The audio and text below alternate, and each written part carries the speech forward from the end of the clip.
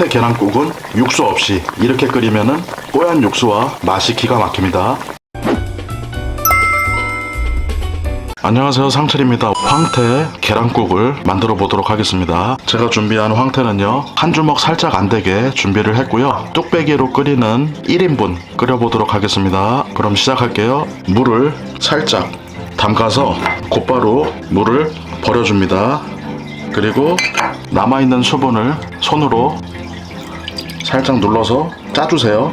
왜 이렇게 하냐면 물에 담그는 즉시 맛과 향이 다 빠지기 때문입니다. 육수 없이 황태 그대로의 본연의 맛과 향을 살리면서 뽀얀 육수 국물을 만들어 보도록 하겠습니다. 뽀얀 육수에 함께 곁들일 시원한 무 100g입니다. 무는 한 입 먹기 크기로 썰어 주시면 됩니다.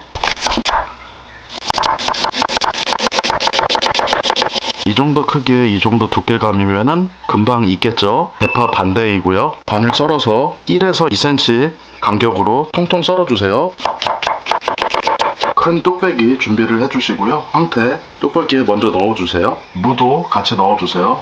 오늘 들어갈 물의 양은 800ml입니다. 이 800ml를 나눠서 끓일 건데 기름에 볶지 않고 물에다가 볶을 겁니다. 약간의 물을 넣어주세요.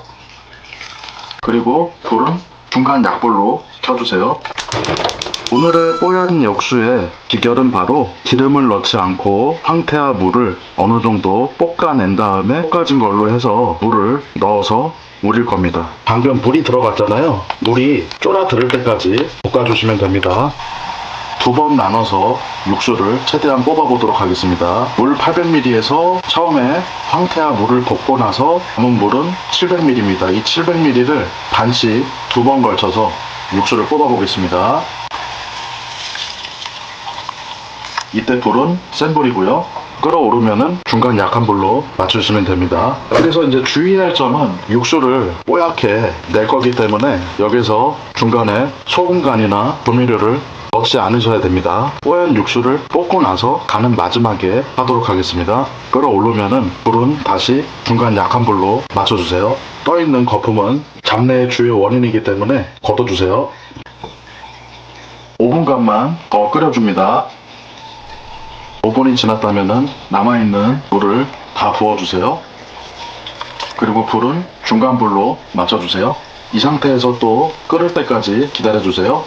오르기 시작하면은 들기름 한 스푼 잘 섞어주세요. 간을 해보도록 하겠습니다. 소금은 취향껏 커피 스푼으로 반 스푼, 다진 마늘 한 스푼, 참치 액젓 한 스푼, 통송 썬 대파 넣어주시고요. 후추는 선택사항입니다. 후추 약간. 계란 하나, 계란을 풀어주세요. 너무 많이 풀지 말고 대충 이렇게 풀어주세요. 계란물을 넣기 전에 간을 한번 보세요. 제 입맛에는 간이 딱 맞습니다. 짜지도 않고 싱겁지도 않고 중간입니다. 간이 부족하시면은 소금을 한 꼬집씩 넣으면 될 것 같습니다. 계란물을 넣어주시는데 빙글빙글 돌리면서 넣어주세요. 이 상태에서 30초 동안 그대로 두세요. 30초가 지났다면은 숟가락으로 휘휘 저어주세요. 자, 여러분들 어떠신가요? 황태 계란국의 오늘의 포인트는 육수 없이 황태 그대로의 본연의 맛과 향을 기본으로 사용을 하면서 기름에 볶지 않고 무와 황태를 볶아서 물을 두 번 나눠서 넣어서 끓인 황태 계란국 국물이 뽀얗습니다.